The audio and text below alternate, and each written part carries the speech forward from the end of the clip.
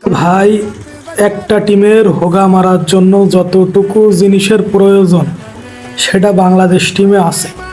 হোক সেটা বাংলাদেশ ক্রিকেট, হোক সেটা বাংলাদেশ ফুটবল। তো মনে করো যে একটা জিনিস ভাবছিলাম যে বাংলাদেশ আজকে জিতবে, মানে ইন্ডিয়ারে তো আমরা হারাতে পারি না, ক্রিকেটেও পারি না।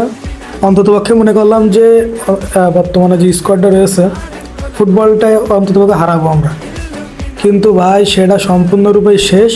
ও চিন্তা বাদ দাও, বাংলাদেশ আজকেও মারা খাবে, খাতা কলমে লিখে থুয়ে দাও।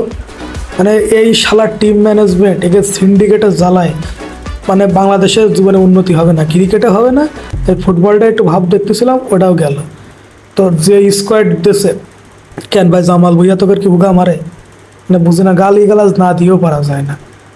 তো যে স্কোয়াড আর গোলকিপার মিতুল মারমা আমাদের বড়, মানে কি বলা যায়, বাস পাখি।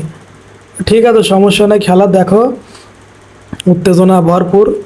তারপরেও ভাই শুভকামনা, নিজের দেশ বলে কথা। ঠিক আছে, বেস্ট অফ লাক বাংলাদেশ।